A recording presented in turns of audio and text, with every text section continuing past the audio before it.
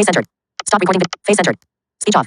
Hi guys, it's VI Life with Kelly, of course. Happy Friday. You're watching this in the afternoon, maybe like 2 p.m. Eastern. So yeah. I hope you have a wonderful weekend planned ahead for you, full of rest, full of relaxation. Here in Atlanta, Kevin Hart will be here tonight. He was here last night. So that's a lot of fun. You want to know why it is I have on shades with tags on them. These are possibly my fall look shades. I want your opinion. Please comment down below. Let me know, what do you guys think? Is this a go? Is this a yes? Or is this a no? This was a birthday gift. These are Prada shades. I do not have any Prada shades, and they have a larger lens. Usually Prada shades are too narrow for me, for my face, and they're too small. But the frame and lens for this pair seem to fit pretty good. So let me know if you guys like the color combination style. Yes or no, yay or nay. And that is why I'm wearing them in this video, and that is why they still have the tag on them in case I need to exchange, because there were two other pair that I was liking. So yeah, anyway, this video is going to explain to you exactly what it means to have or be eligible for an LSAC fee waiver. So if you are interested on that information, you're getting ready for law school, you're considering it, and you're looking at the cost of even to apply, then keep watching. Okay guys, so if you've been watching as of lately, I've been doing quite a few updates on my law school journey, and I've been getting into the step-for-step process. So if you want to start school next year, as in 2023, the applications have opened as of September 1st, which was last Thursday, okay? If you do not have an LSAT score, meaning you've never taken the law school admissions test, the availability to take one this year is still available. The next test date that you could register for is November 11th and 12th. Your deadline to get your application in is September 29th. So definitely head over to lsac.org, which is LSAC. That stands for Law School Admissions Council. Create your account and get started. It does cost $215. There's also a CAS report that you need to pay for. That's $45. And if you are admitted to your school of choice, you will need to pay the application fee. So you will select your school, you will do individual applications per school, you will pay those individual application fees, and CAS report will send your credentials, meaning your criminal background, your transcripts from all other universities attended, undergraduate in particular. And you will, once being selected, once receiving that glorious congratulations, you have been admitted to XYZ University Law School, you will need to pay your $500 seat, which means that yes, you accept the offer, and yes, you will be there in January or August of next year. And that's how that process goes. So literally, you're talking about an investment of anywhere from 760, 80, so at minimum $780 and up. Okay, now if you are eligible, meaning that you are low income or no income, then you can apply for a fee waiver. As soon as you create your account, the fee waiver link is at the bottom under My Home. When you log in, and you do need to do this on a computer, on a PC, on a Mac. You may be able to do it on the iPad Pro, and but definitely just stick with a PC. That's your friend in this process. Okay, you'll apply for your fee waiver. You'll answer a few questions. You do need your 2021 tax return in order to answer some of the specific questions, unless you just remember. You'll submit. You get an instant answer. 9 times out of 10, you get a conditional approval. if you do get denied because you're over the income and you do believe that you are eligible because maybe there's more information or oversight, you can click on a link right underneath your denial prompt and it will submit your appeal and give you a conditional approval. With that conditional approval, you will be able to register for the LSAT exam. Now, if you do not follow the instructions, because there will be instructions following that conditional approval that says upload your tax documents. If you receive Social Security, it may say upload your Social Security disability statement. And so there'll be several things that ask of you. You have to do it. If you don't do it, your conditional approval will be reversed and the fees will be applicable and you will not be registered to take the exam, and none of your applications will be completed or sent to the prospective schools. So definitely pay attention to that. Another thing, you have to complete the acknowledgement. If you do not complete the acknowledgement, which is going to take a good length of time, probably like half an hour to an hour, depending on how well, how fast you read and comprehend, because you have to read significant amount of pages. It's about 40 items that you have to consent to your acknowledgement and agree that you've read through them and you're going to adhere to the rules and policies, okay, of taking the LSAT exam and so on. Okay, the LSAT exam now is administered strictly online, so you will be using a service provider by the name of ProctorU. At one point, it was required for you to upload a photo in this process, and it actually still says so in the acknowledgement and consent you agree to. It says, and it's very lengthy and precise on what types of documents they accept as an identification source. It says it has to be a government state issued ID in the United States. It can be a passport, even if you're from another country.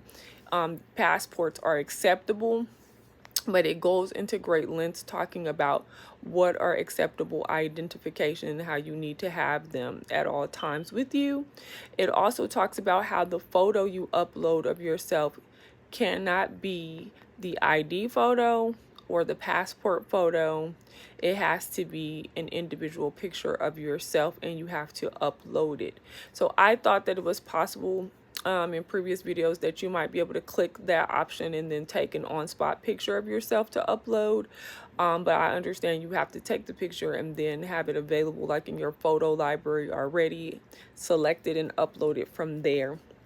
Now, I also thought that this was required because it says so, but after talking to the LSAC candidate assistant line, they explained that that was no longer a requirement because we're using ProctorU.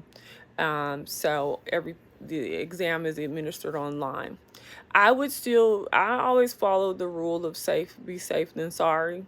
If it says it and I've acknowledged and consented to doing it, then I'm going to do it.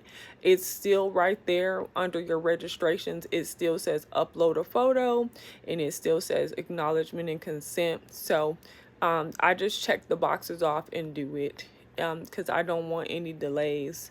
Okay. Another thing, I was telling you guys in the last video about law school, whether or not you could, have a minimum or maximum amount of schools if you got the fee waiver to apply to, or how did that work? So yes, there's a maximum of 6 schools and 2 exams that you can take. So you could take the LSAT exam with the fee waiver twice, and you can apply to 6 schools. You will not have to pay for the CAS, the credentialing report. That's $45. That's waived as well. You will not have to pay the $215 for both exams. You will not have to pay application fees at the schools that already are populated. So as soon as you have the LSAC fee waiver, there are more than 50% of the schools from A to Z in the United States that automatically waive your fees. So all of a sudden, $780 worth of fees are waived for you. Actually more than that, because If you end up taking that exam twice, then that's what 780 plus 215 is what, guys? $995. So that's $995 minimum, because that's the lowest application fee I've seen across the board is $20 for you to apply to law school. And then I've seen it as high as like 100 and plus whatever, to, with the application fees. So you're talking about a minimum, if you take that LSAT twice, $995. If you take it once, $780. So that is a tremendous blessing. I definitely wanted to tell you all that information. And I do want to tell you guys that the LSAC fee waiver department will respond to your emails very quickly. So if you get a denial, do not be worried about it at all. They want to get you processed and done quickly. They respond back, and any documents they ask, you can reply with the documents as an attachment, as well as upload it to your account. I did both because I didn't want any delays. Who knows? Once I got a specific person, I just uploaded, and attached to as a response to the email. So things have gone very well, you guys. You are able to get this done and go on with your lives, your legal lives, right? This morning I was watching The Aspiring Boss, and last night I watched another video by Josh Blackman, which is the professor at South Texas College of Law. He was going over the Pearson versus Post New York Supreme Court case of the 1800s. Definitely a great start to your legal education. I highly recommend you guys watching as many law school lectures as possible here on YouTube to get yourself ready and prepared. Get used to note taking. I would have a notebook with me. I would have a locker or a rollable suitcase, where if that teacher says no laptops, you can easily slide that laptop back in that bag, or don't take it out until the professor specifies what is acceptable. I would start off every class with a notebook and pen, pencil. That's what would be my thing. That is my recommendation. If you have reasonable accommodations, then of course bring your recording devices, your listening devices, your note taker, whatever it is you need to be successful and to have as much of an even playing field as possible. Just be prepared, be over prepared. For me, most schools are giving you your financial aid, access to your financial aid funds. Some schools up to a month before school starts. On average, 2 weeks. You have access to a line of credit at your bookstore, so you could get your books, you could get MacBooks, laptops, PCs. You could get everything you need, including like earbuds, whatever, all kind of school supplies, backpacks. There's no limit on what you could get out of your bookstore. So why not spend that extra 30 days or 2 weeks kind of reviewing over cases in advance, note taking. You could even be stopping by the law libraries, meeting some of the 2L students, 3L students, merging relationships, looking for a mentor, a coach, signing up for tutoring already so that you can have somebody like a study partner. I did that a lot in undergrad and graduate school. I always had a tutor, not because I felt deficient or in my comprehension or understanding of the material, but because I know who I am. I do not like studying like I didn't. I had to learn that skill. Like I was a person that just memorized everything. So I had high school was real easy for me, and I just knew how to get it done, right? Whereas learning those study skills, I had to pray that into myself. Seriously, I had to learn how to type. I was the girl that, and am the girl that does type notes the entire class, right?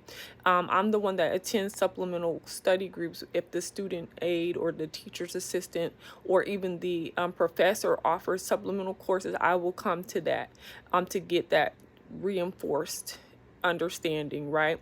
I am the girl that if somebody hosts a study group, I'm gonna go to that study group because I need it in different capacities. And if I record the lecture, I will go running because I exercise. When I'm in school full time, I have a very structured exercise routine, and so while I'm out there running on the track, I usually find an indoor track or I get on an elliptical for 2 hours. I have videos of me working out for 2 hours on elliptical, and I'm listening to lectures. You know what I'm saying? If I'm traveling, commuting, I'm in the lift, I'm listening, I'm watching apps, listening to apps that give me questions of the day or trivia questions. And I'm constantly finding different ways to absorb the information in a low stress environment. I stopped trying to memorize and I started just learning to read for content and learning to grasp information to have an understanding or familiarity. So that way, when I get into these exam situations, because they're not all going to be multiple choice, it's going to be essay, it's going to be problem solving, it's going to be resolutions based. So you need to have something to say to bring to the table, right? To show that you have an understanding of the material. Now, this LSAT exam is going to be multiple choice. It's all multiple choice. The only time you get to show off is during that writing sample. When you sit down to do that writing sample, that's when you can showcase your critical thinking skills, your organization. You can show your problem resolution, your desires, your contribution to the world. Like that's when you can, do your thing, right? But in the actual exam, the 4 different 35-minute sections is A, B, C, or D. Get up out of here. You know what I mean? So guys, I hope this video has been helpful. I wish you guys an amazing weekend ahead. It's a lot of great things going on here in Atlanta. There's a huge golf tournament in North Georgia all weekend long. Lots of events centered around that, and then on Monday starts the actual golf tournament. So we've got that going on. If you guys love comedy, if you love Kevin Hart, like I said, tonight is your last chance to see him here. Otherwise, he's in Miami next week, actually next Saturday. So that's super exciting. I know he was in Houston already on August 4th and 5th. I was wishing I was out there for that. But good things come to those who wait. And so, yeah. If you want to know what's on my lips, because I always get questions about hair, lips, skin, and accessories. What's on my lips is that Fenty by Rihanna lip oil, and it's basically like an essential oil blend. I really love it. I do recommend it. I would buy it again and again. Sephora is the only place you can get it. And so that's what I have on my lips. What do I have on my skin? Honestly, just some olive oil. This is my natural hair. Definitely love for you to check out my videos on my hair care routine, how I wash, how I style, how I straighten, products that I use, products that I love. So that's that on that. I do have on these diamond cut they're just little balls. They're like studs, but they're really balls. And they're really cute. I'm trying to remember right now, where did I get these? Oh, you know what? I bought this pearl set from Macy's. It came with earrings, a necklace, and a bracelet. And it was like clearance down to $60 or something. It was really good because it was regularly like $200, and these were the earrings that came with them. So I will tell you guys this too, really, really quickly off subject. If you shop online with Macy's, they give you bonus buys with your purchase, and they're always good. Like you can get diamond stud earrings. You could get, like these diamond cut balls that are like little studs, if if you don't want that, or like things you've been wanting. Like that one time years ago, I had wanted this black diamond and white diamond pear-shaped ring. It was like 2 carats, and whatever the price was, I was like, oh, I need to wait for a sale. I need to wait for a sale. And then I went on there to buy something for my daughter for her birthday, and then it showed that I could purchase my ring for like this crazy good price as a gift with purchase. So that's something to really consider with Macy's.com. The benefit of shopping online with them is getting those bonus buys. Like, I mean, I've literally bought stuff, jewelry, like $29.99, and this is like fine jewelry. So that's genuine, actual gold, actual rubies, actual sapphires, like whatever it is, actual diamonds, actual 14 karat white gold or 18 karat or what have you. Another quick thing I want to tell you guys. Another quick thing I want to tell you guys too. If you're not familiar with this jeweler or designer, his name is Gianni Bernini. And I came across him because he had quite a few chunky sterling silver pieces when I started liking sterling silver. And he had this panther link that I love. That's my favorite link to this day. And so I had bought the necklace, and I was like, dang, this necklace is big. I'm never gonna wear this necklace. Like, I remember I just had it for a long time just sitting, but I just loved that it was panther link. It was like the only thing I could find. And then he had the bracelet. Anyway, he has gold jewelry that is actually, so the base of it is sterling silver, and it's dipped in 18 karat yellow gold. So this is a way for you to get your gold jewelry with a little bit more weight to it, and for a significantly less price. I had received as a gift earlier this year white gold. It's like 18 karat, 14 karat gold pendant that had like white diamonds. It was very small, like diamond, like a size of a dime, right? The pendant even smaller, like even smaller than the dime, right?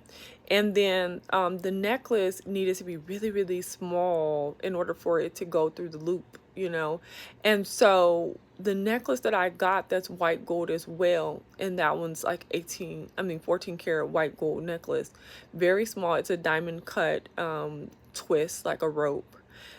It was like on sale for $230. Okay, and that is very high, guys. I remember you could get that same necklace for like $49 years ago.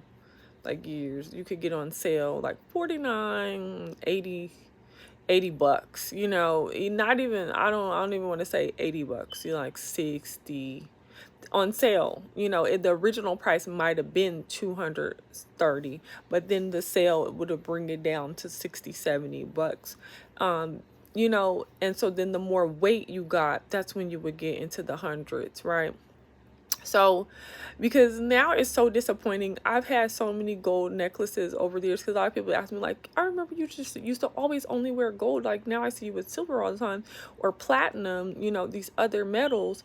Why is that? I'm like, because you can't get anything. Like, everybody's selling very, very thin, frail gold jewelry, and it breaks. I had gotten several gold necklaces over the years, just trying to cut off the tag on them, broke. I remember I took this one same necklace. I liked it so much. I took it to the jeweler 3 times to have him fix it, just for it to kept breaking. I had to just take it back to the store. I mean, like 3 times in the same week, kept breaking. And unfortunately, a lot of jewelers are using 10 karat gold, which is really a hot mess. I don't recommend you do that unless you're just going to buy like a ring, something small, that they're going to have to use a lot of that metal, because it's going to dent, it's going to break, it's just not going to last. So if you do want the gold jewelry and you don't want to wear the fashion jewelry, and you still love gold and everything like that, try Gianni Bernini. the price is good. He has a necklace over there right now that I want. It's originally $400. It's really it's a beautiful necklace. You guys will probably end up seeing it because it'll probably be one of my late birthday gifts. Hint, hint. But anyways, it went down on sale to like $140, which was great because if that was through and through gold, that necklace would be like $4,000, and you'd be looking for a sale, you know, like $1,800, $2,500 would be the sale for that necklace if it was 18K, you know, through and through. But since it has a sterling silver base and it's dipped in 18 karat yellow gold, which is my favorite, then, you know, you get it for that significant price decrease. So, and there's other necklaces. They had a Mariner, if you're familiar with Mariner link, which is the round circle with the bar through the circle. That's a Mariner link. They had that. It was like 20-inch. And it went down to $41. $41, guys. Super pretty. Nobody knows it's gold, you know. And they have the earrings as well. They have large diamond hoop earrings. They have bracelets. I mean, you name it, Gianni Bernini's got you covered. And I still do love his silver jewelry too. That's hands down. I buy the anklets and all that, and I enjoy it. Another reason why I like to buy that for anklets is because if it breaks or you lose it, you know, and I have lost anklets and then all of a sudden realize at dinner or when I get home, like, what happened to my anklet? It's not as heartbreaking when you spent, you know, hundreds and thousands on an anklet and it's gone. You are really devastated, like, oh my, what in the world, you know, because you got to save for that, and if you don't, you know, it's still your money, right? So anyway, guys, hugs and kisses. Have a great weekend, and I'll see you guys in the next video. Speech on. Face centered. Selfie. Commit to changing. Commit to trying something different, stepping outside of your box, changing your energy, accepting that today is going to be it's already an amazing day.